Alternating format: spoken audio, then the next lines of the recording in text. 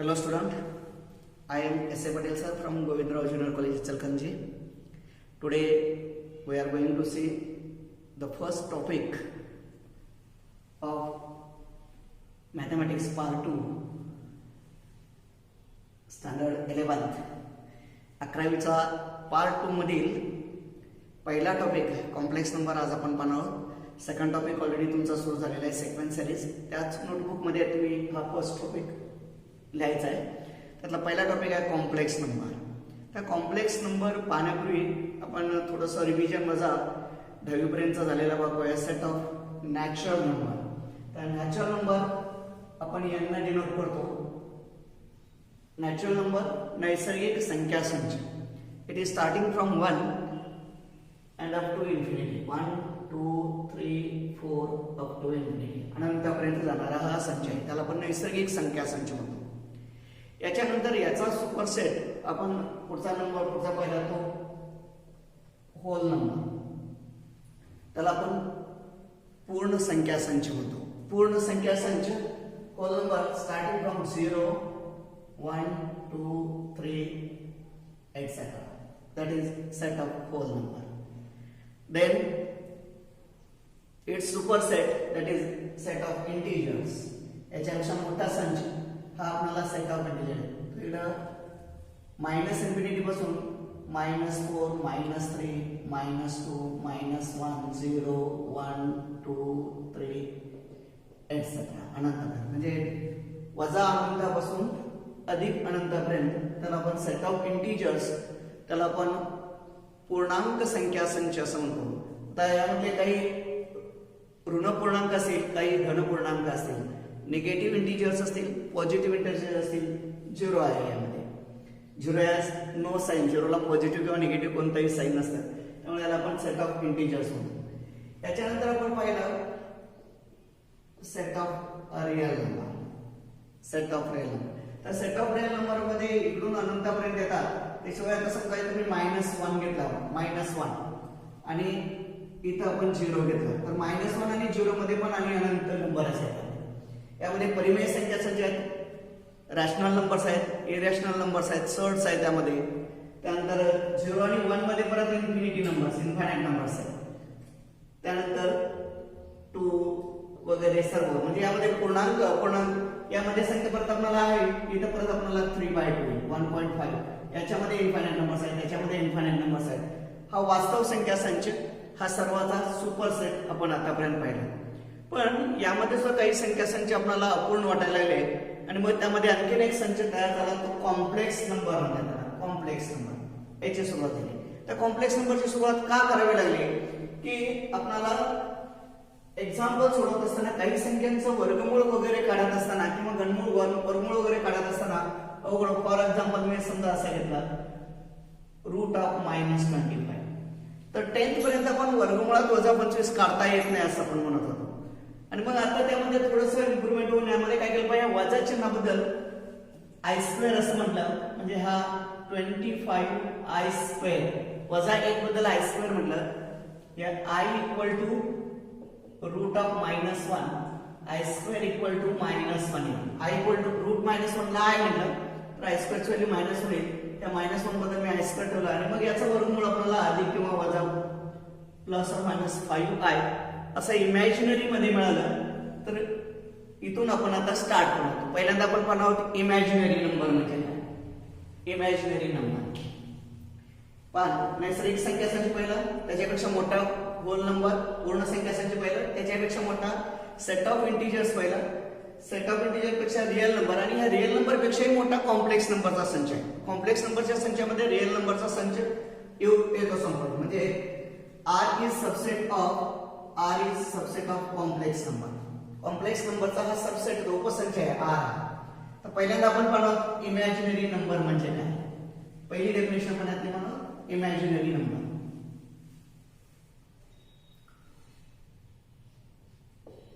Imaginary number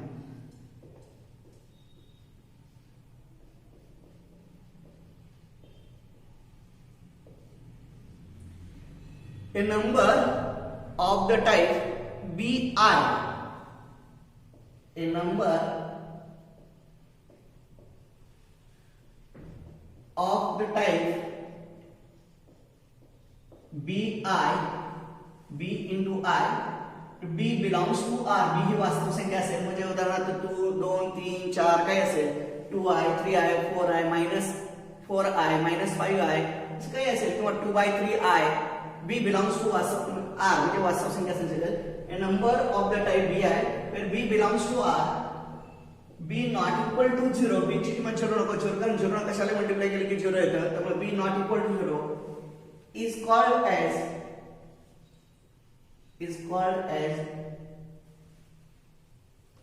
imaginary number. b belongs to R, b not equal to 0.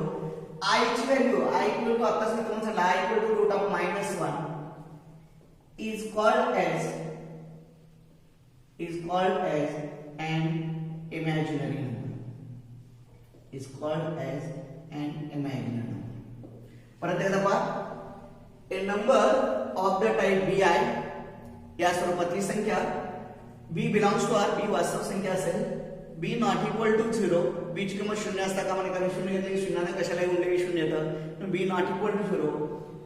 I ची value त्यातला I म्हणजे I equal to root of -1, म्हणजे वजा 1 चं वर्गमूळ आतापर्यंत आपण काढता येत नाही म्हणत होतो, आता आपण ते काय केलं, I equal to imaginary number मानलाय, I equal to root of -1 is called as an imaginary number, म्हणजे या नंबरला आपण इमॅजिनरी नंबर असं म्हणतो. समजलं का पहा? फॉर एक्झाम्पल उदाहरणार्थ 2i -3i 2/3i 4i R हे कसले आहेत सर्व imaginary numbers, are imaginary numbers. त्यात पूर्णांक असतील, अपूर्णांक असतील, ऋण असतील, धन असतील, सर्व संख्या into I these are called as imaginary numbers. तर यानंतर आपण पाहतो प्रॉपर्टीज ऑफ आय चे गुणधर्म कोणकोणते आपण पाहतो. Properties of I.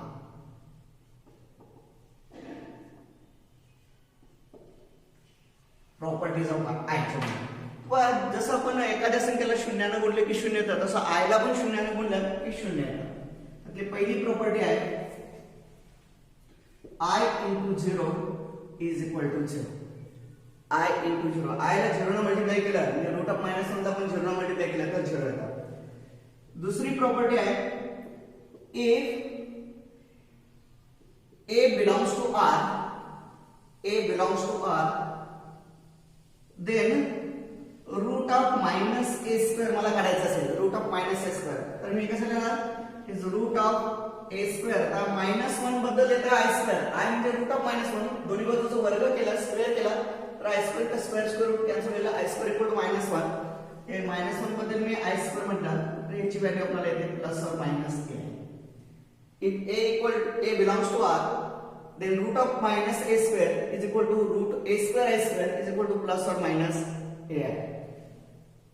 तिसऱ्या प्रॉपर्टी मध्ये म्हणजे आपल्याला आतापर्यंत आपण म्हणत होतो ऋण संख्येचं वर्गमूळ काढता येत नाही, म्हणजे square root of negative values cannot be calculated असं आपण म्हणत होतो, पण ते आता आपण इमॅजिनरी मध्ये कॅल्क्युलेट करू शकतो, पण ते आपल्याला याप्रमाणे मिळतं.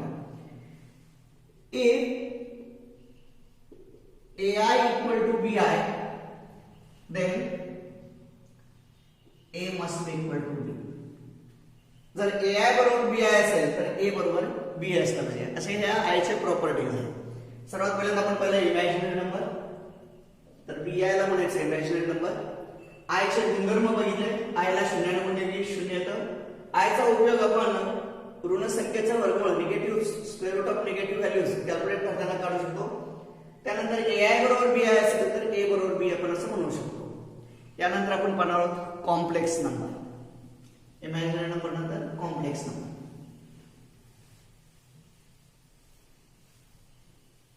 जो आपल्या टॉपिकचं नाव आहे तो नंबर आपण पाहतो complex number.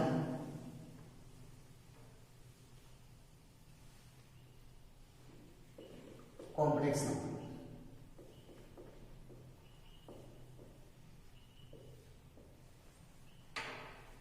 a number of the type a plus bi, a number of the type of the form a plus bi, a number of the type a plus bi where A B belongs to R, A B belongs to R is called as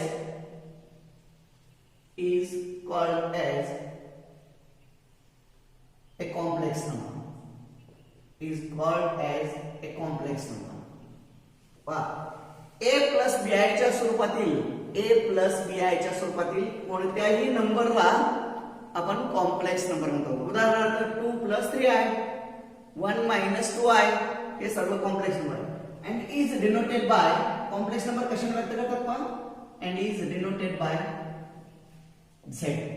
z ने दर्शवतात. जसं natural number n ने दर्शवतात, hole number w ने दर्शवतात, set of integer आपण i ने दर्शवतो, काही वेळा ते z ने पण दर्शवतात. तसं कॉम्प्लेक्स नंबर z ने दर्शवतात. z म्हणजे तुम्हाला a प्लस b आहे असं. फॉर एक्झाम्पल उदाहरणार्थ 2 + 3i, 1 - i, 2 + 4i,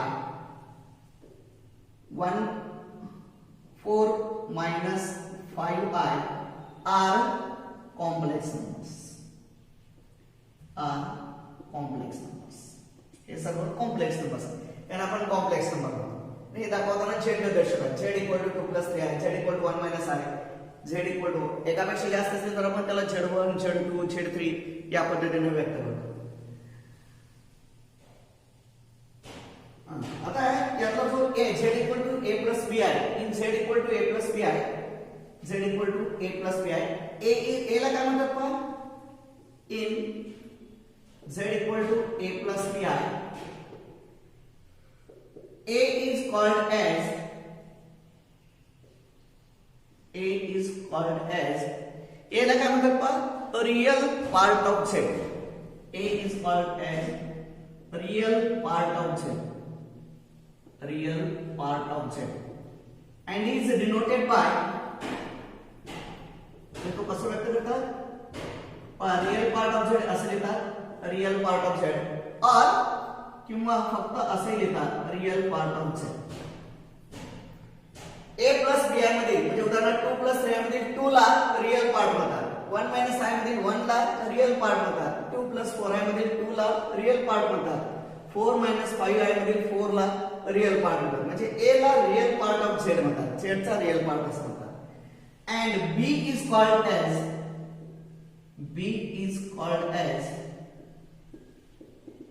imaginary part of z.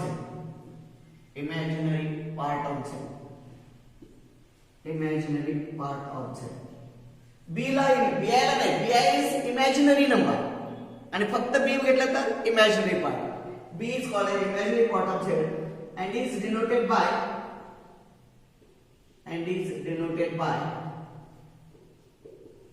IMZ, imaginary part of z, or simply imaginary part of z असंही म्हटलं जातं. IMZ, imaginary part of z किंवा IZ. तर यातला रियल पार्ट आणि इमॅजिनरी पार्ट आपल्याला कळलं. आता मी यामध्ये सांगितलं यातला 2 ला रियल पार्ट म्हणतात, 3i ला इमॅजिनरी पार्ट म्हणतात. 1 हा रियल पार्ट झाला, मायनस हा -1i, त्यातला -1 हा इमॅजिनरी पार्ट, -i हा इमॅजिनरी नंबर झाला. Real part, imaginary part, real part, imaginary part. This is imaginary number, याला इमॅजिनरी नंबर म्हणतात, त्याला इमॅजिनरी नंबर, इमॅजिनरी नंबर. तर इमॅजिनरी पार्ट आणि इमॅजिनरी नंबर मध्ये फक्त फरक आहे. इमॅजिनरी पार्ट मध्ये फक्त आय सोबतची व्हॅल्यू जी असते त्याला इमॅजिनरी पार्ट म्हणतात, आणि आय ला जोडून घेतलं तर त्याला आपण इमॅजिनरी नंबर असं म्हणतो. पहिला आपण कॉम्प्लेक्स नंबर म्हणजे काय पाहिलं, इमॅजिनरी नंबर काय पाहिलं.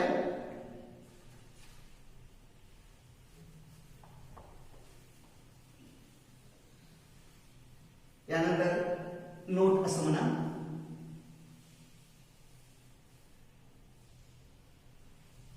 कॉम्प्लेक्स नंबर हा व्यक्त असंही करतात, सेट ऑफ कॉम्प्लेक्स नंबर्स,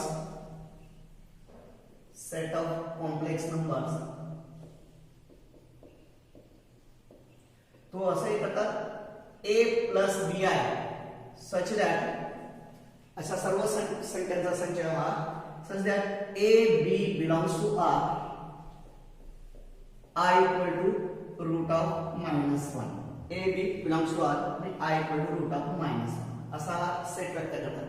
जसं आपण whole number, natural number, imaginary number, whole number, natural number किंवा सेट ऑफ इंटिजर्स व्यक्त करतो तसं सेट ऑफ कॉम्प्लेक्स नंबर सुद्धा असं व्यक्त करतात. A प्लस बी आहे એટલે A B belongs to R.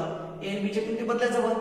1 2 2 3 3 4 -4 1 -4 8 -4 3 3 2 असे वेगवेगळे व्हॅल्यूज आपण ए आणि बी च्या बदलले तर आपल्याला हा कॉम्प्लेक्स नंबरचा संच मिळून जाईल. त्यानंतर नोट असं म्हणा.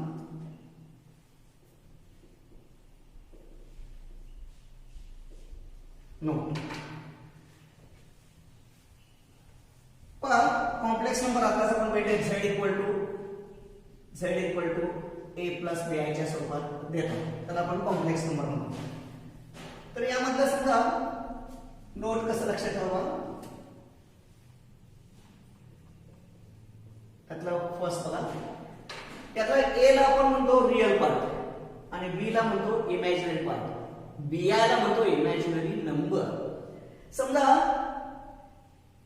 कॉम्प्लेक्स नंबर मधला रिअल पार्ट 0 असेल तर z म्हणजे टोटली इमॅजिनरी नंबर म्हणतात.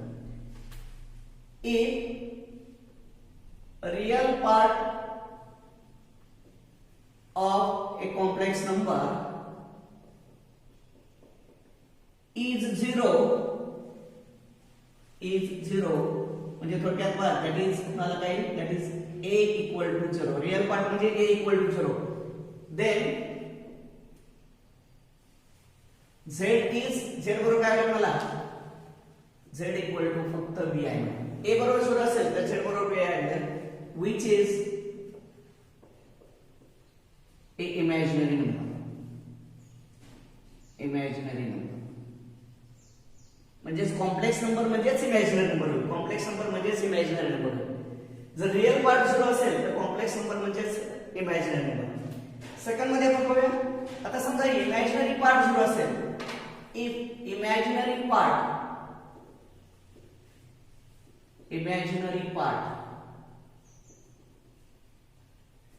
of a complex number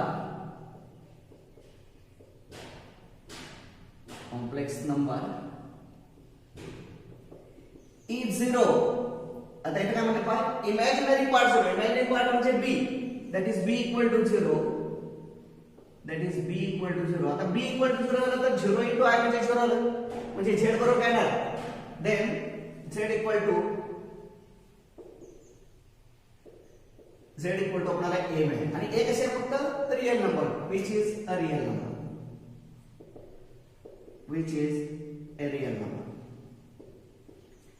म्हणजे रिअल पार्ट 0 झाला तर कॉम्प्लेक्स नंबर म्हणजेच इमॅजिनरी नंबर आणि इमॅजिनरी पार्ट 0 झाला तर कॉम्प्लेक्स नंबर म्हणजेच real number.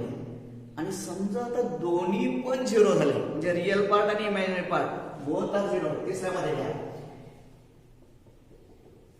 If both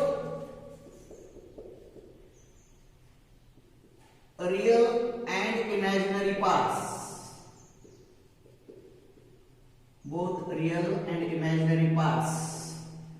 of a complex number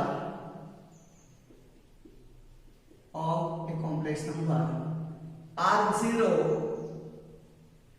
that is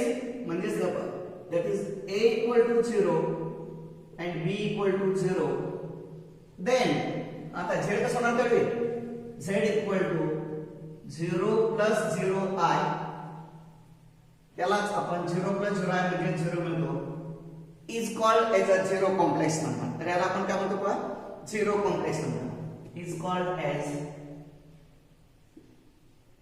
zero complex number. जे दोन्ही पण 0 झाले तर त्या कॉम्प्लेक्स नंबरला झिरो कॉम्प्लेक्स नंबर म्हणतात. आता झिरो मला कॉम्प्लेक्स नंबरच्या स्वरूपात मांडायचं असेल तर 0 plus 0i 0 plus 0i असं म्हणता येतं कॉम्प्लेक्स नंबरच्या स्वरूपात मांडता येतं. त्यानंतर फोर्थ नोट मधील फोर्थ घ्या. हे सर्व लिहून काढा तुम्ही हे सर्व नोट वगैरे. त्यानंतर नोट मधील फोर्थ घ्या. आताच आपण सांगितलेलं तुम्हाला यातला फोर्थ येईल. set of real number is subset of complex number. Set of real number is subset of complex. हा हे उपसंचाचं चिन्ह आहे आणि हे complex number C. R is subset of complex number, म्हणजे वास्तव संख्या संचापेक्षा कॉम्प्लेक्स नंबरचा संच मोठा आहे. आणि पाचवं त्यातलं fifth, real part and imaginary part of a complex number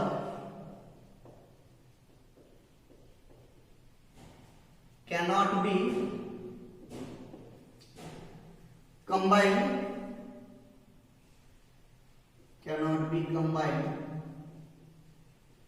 to form a single.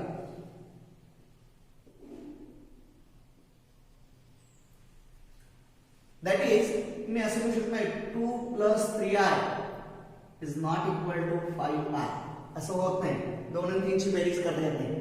Real वेगळं, इमॅजिनरी वेगळं. रिअल आणि इमॅजिनरीची बेरीज, रिअल पार्ट आणि imaginary part of a complex number cannot be combined. एकत्रित करून त्याचं करता येत नाही, फक्त मांडता येतं 2 + 3i. पण 2 + 3i म्हणजे 5i होत नाही. It is not equal to 5i. इथपर्यंत आपण रिअल नंबर, कॉम्प्लेक्स नंबर वगैरे काय पाहिलं. आता आपण अल्जेब्रा ऑफ कॉम्प्लेक्स नंबर्स पाहणार. अल्जेब्रा मध्ये पापा बेरीज, वजाबाकी, गुणाकार आणि भागाकार. वरतीला algebra of complex number. Algebra of complex number.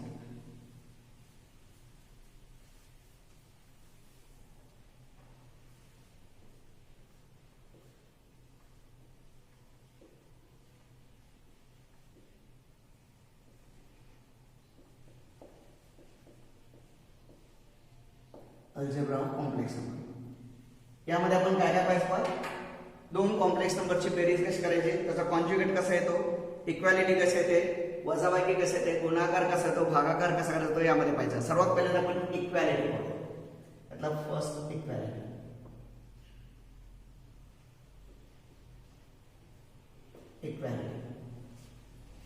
तर 2 कॉम्प्लेक्स नंबर इक्वल आहेत असं पण केव्हा म्हणू शकतो पहा. 2 complex numbers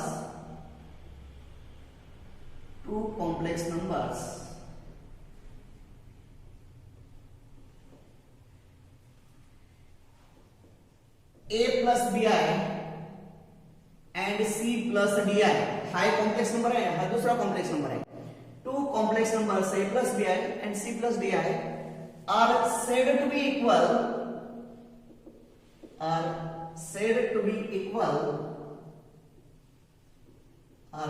equal if and only if a equal to c and b equal to d.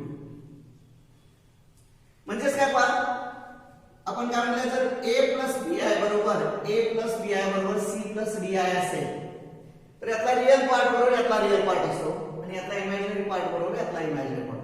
म्हणजे a इक्वल टू आपल्याला c मिळतो आणि b इक्वल टू d मिळतो. समजा काही वेळा हा एक्झाम्पल तुम्हाला असं विचारतात की a plus bi equal to 2 plus 3a. 2 plus 3a. Find the values of a and b. Find the values of a and b. तर a ची व्हॅल्यू आपल्याला इथे 2 येईल आणि b ची व्हॅल्यू आपल्याला 3. bi बरोबर 3 आहे. i गेलं तर b इक्वल टू आपल्याला 3. इमॅजिनरी पार्ट बरोबर इमॅजिनरी पार्ट. असं याचा अर्थ. हे इक्वॅलिटी म्हणजे 2 कॉम्प्लेक्स नंबरच्या संदर्भात लक्षात ठेवा. रिअल पार्ट बरोबर रिअल पार्ट मिळवा, इमॅजिनरी पार्ट बरोबर इमॅजिनरी पार्ट मिळवा. त्यानंतर आपण पाहूया conjugate of a complex number. Second, conjugate of a complex number.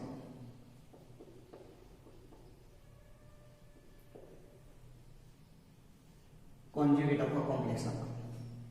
Conjugate म्हणजे काय तर a plus b हा एखादा कॉम्प्लेक्स नंबर तुम्हाला दिला असेल तर त्याचा कॉन्जुगेट तुम्हाला कसा करता येतो. if z equal to a plus bi is a complex number, if z equal to a plus bi is a complex number, then हा कॉम्प्लेक्स नंबर दिलाय समजा तुम्हाला, तर याचा कॉन्जुगेट z बार ने डिनोट करतात. then its conjugate is denoted by z bar.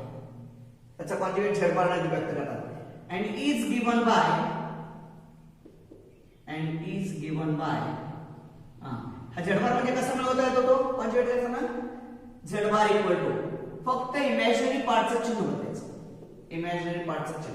z bar real मध्ये काही बदल करायचे नाही फक्त इमॅजिनरी पार्टचं चिन्ह बदलायचं. आता समजा मुळात मी एखादा तुम्हाला कॉम्प्लेक्स नंबर सांगितला असा z इक्वल टू 2 असा कॉम्प्लेक्स नंबर सांगितला तर म्हणणार हा कुठला कॉम्प्लेक्स नंबर आहे त्यातला हा रिअल पार्ट आहे आणि इमॅजिनरी पार्ट यातला मी असं लिहितो 0 प्लस आहे 2 प्लस 0 आहे.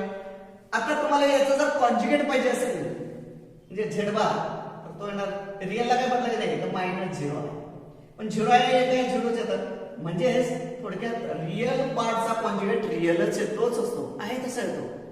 पण हे समजा असं असतं z इक्वल टू 2i असतं z इक्वल टू 2i. आता मात्र z बार घेत असताना इमॅजिनरी पार्टचं चिन्ह बदलायचं म्हणजे हे येतं -2i. तर कॉन्जुगेट काढत असताना लक्षात ठेवायचं कॉन्जुगेट काढत असताना फक्त आणि फक्त इमॅजिनरी पार्टचं चिन्ह बदलायचं रिअल पार्ट मध्ये कोणताही बदल करायचा नाही. z बरोबर 2 असेल तर z बार बरोबर 2 z बरोबर 3 असेल तर z बार बरोबर 3 z बरोबर 0 असेल तर z बार बरोबर 0 येईल. पण z बरोबर 5i असेल तर z बार इक्वल टू -5 आहे म्हणजे फक्त इमॅजिनरी पार्टचं चिन्ह बदललं तर त्याचा कॉन्जुगेट मिळतो. तर कॉन्जुगेट कसं मिळवायचं कळालं का परत एकदा पहा z बरोबर a + b हा कॉम्प्लेक्स नंबर तुम्हाला असेल तर त्याचा कॉन्जुगेट z बार ने व्यक्त करतात it's conjugate is denoted by व्यक्त करतात z बार ने व्यक्त करतात and is given by तो कसं देतात z बार इक्वल टू कशाचं चिन्ह बदलायचं मी सांगितलं मी इमॅजिनरी पार्टचं चिन्ह बदलायचं z equal to a - b आहे. आता याचे काही आपण प्रॉपर्टीज पाहणार आहोत त्यातल्या प्रॉपर्टीज कॉन्जुगेटचे properties of conjugate of a complex number.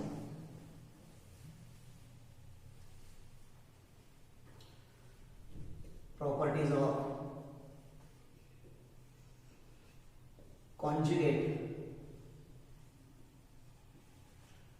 of a complex number.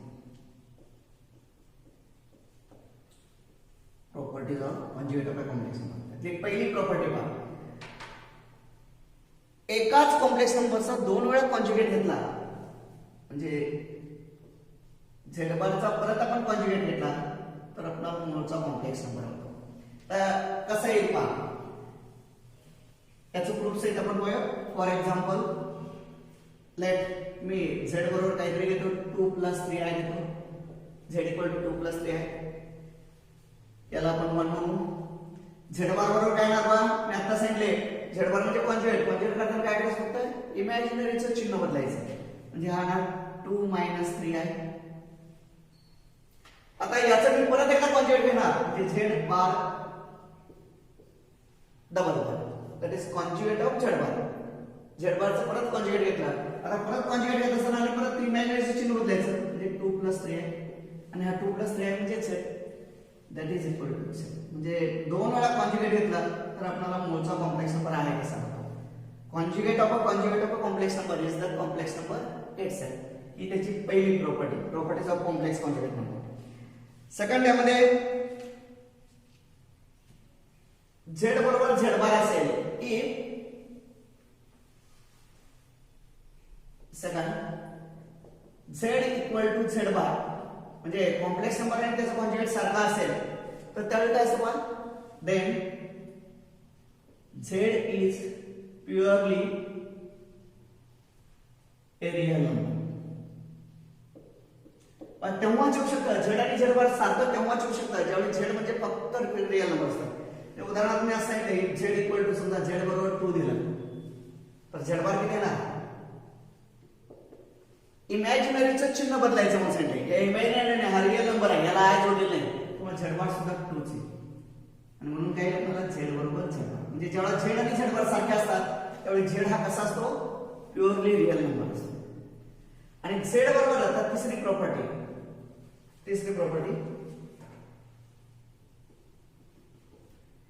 if z Z bar Z equal to minus Z bar आला. देन झेड इज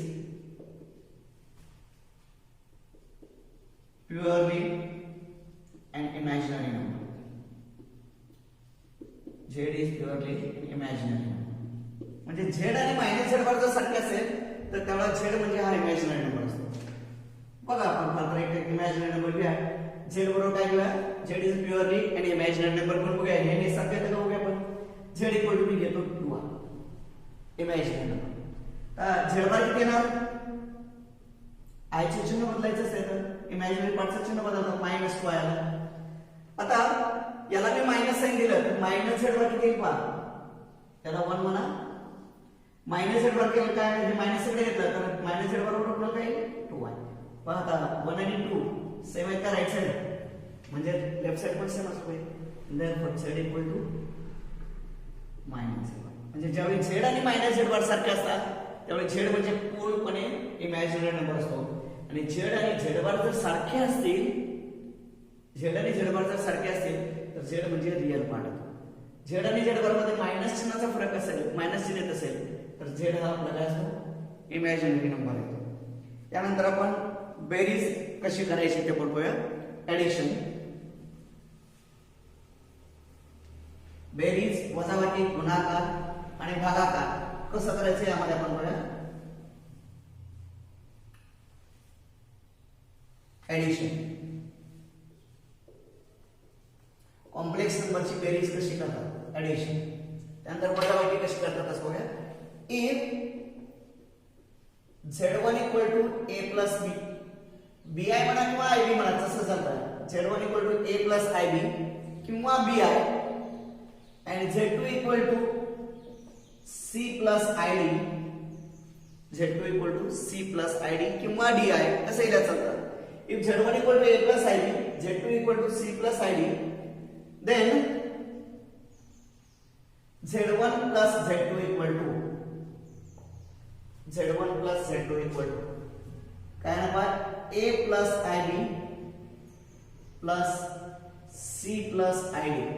तर ही बेरीज करत असताना रिअल मध्ये रिअल मिळतात इमॅजिनरी मध्ये इमॅजिनरी मिळवायचं. म्हणजे कसं आहे आपण it is a plus c real ला रिअल मिळवणार प्लस आता यातला i मी सेपरेट काढलं तर b plus d into i b plus d into i. हे रिअल वेळे केलं इमॅजिनरी पार्ट केलं. बेरीज करताना लक्षात ठेवायचं रिअल मध्ये इमॅजिनरी मिळवायचं नाही इमॅजिनरी मध्ये रिअल मिळवायचं नाही. रिअल पार्टची बेरीज वेगळी इमॅजिनरी पार्टची वेगळी बेरीज वेगळी. ही बेरीज करताना लक्षात ठेवा. फॉर एक्झाम्पल ए उदाहरणार्थ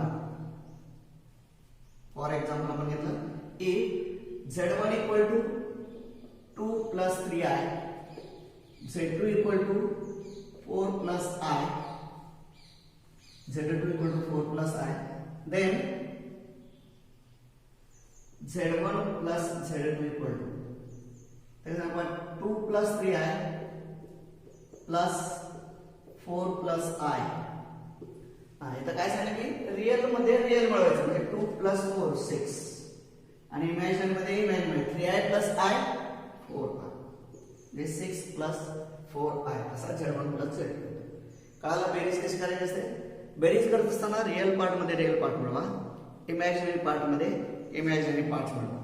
आता बेरीजचे काही प्रॉपर्टीज आहेत ते प्रॉपर्टीज आपण कॉमनली याच्यामध्ये घेतलं तरी पण एकदम चालतं.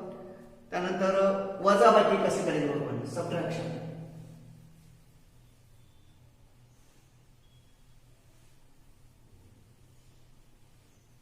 वजाबाकी करत असताना सुद्धा याच पद्धतीने रिअल मधून रिअल वजा करायचं इमॅजिनरी मधून इमॅजिनरी वजा सबट्रॅक्शन.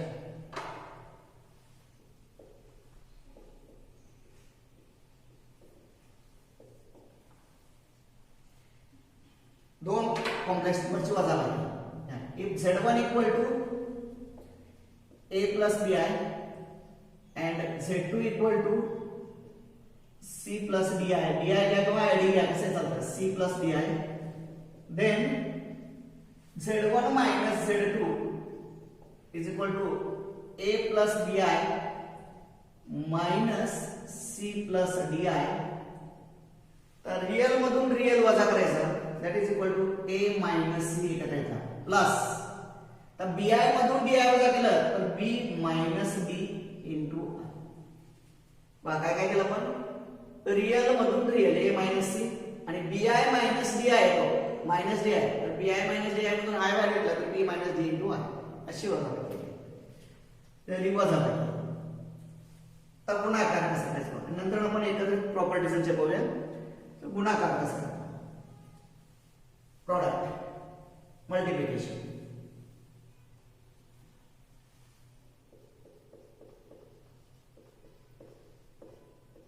मल्टिप्लिकेशन गुणाकार.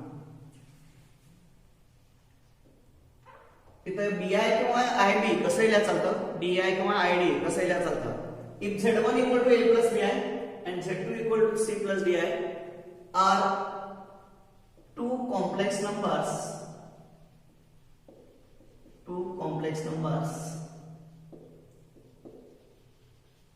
then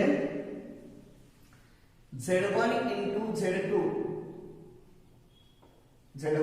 z2 is equal to कसं करायचं पहा, a plus bi into c plus di. आता हा गुणाकार करत असताना जसं आपण एका कंसानं दुसऱ्या कंसाला गुणतो तसंच इथे गुणाकार करायचा. सर्वात पहिल्यांदा मी a न गुणून घेतो, that is a into c plus di plus bi into c plus di. a न गुणलं या कंसाला, नंतर bi ने या कंसामध्ये, तर आत गुणून घ्या, इज इथे ac प्लस ADI आता इथं कोणता प्लस BCI आणि इथे ना plus BDI into I square, or that is AC. आता या दोन टर्म मधून I कॉमन येतं, तर मी असं घेतलं AD plus BC into I आणि I स्क्वेअर. आता I equal to root of minus 1 आहे, तर I स्क्वेअर बरोबर मायनस 1, I स्क्वेअर चे मायनस 1 आल्यामुळे ते मायनस येते, which is मायनस 3. इथं काय केलं आपण, I स्क्वेअर ची व्हॅल्यू मायनस 1 ठेवली, तर minus 1 into BD that is minus 3. म्हणजे हे आपल्याला असं लिहिता येतं AC minus BD plus AC हे रिअल झाला आता, AC मायनस BD एकत्र घेतला plus AD plus BC into 1. या पद्धतीने गुणाकार करायचा. पहा काय काय केलं आपण, बेरीज कसं करायचं बघितलं. बेरीज करताना मध्ये रिअल मिळवा, इमॅजिनरी मध्ये इमॅजिनरी मिळवा. वजाबाकी करताना रिअल मधून रिअल वजा करा, इमॅजिनरी मधून इमॅजिनरी वजा करा. गुणाकार करत असताना एका कंसानं दुसऱ्या कंसाला आपण नेहमी जसं गुणाकार करतो त्याच पद्धतीने गुणाकार करायचे. त्यानंतर आय चे टर्म्स एकत्र करायचे आणि आय नसणारे टर्म्स एकत्र करायचे. आय स्क्वेअर ची व्हॅल्यू आय स्क्वेअर म्हणजे -1, त्यामुळे हा बीडी रिअल झाला, AC मायनस BD हा रिअल पार्ट झाला आणि हा इमॅजिनरी पार्ट झाला. तर याच पद्धतीने डिव्हिजन भागाकार कसा करायचा आपण पाहू. डिव्हिजन, बेरीज, वजाबाकी, गुणाकार आणि भागाकार.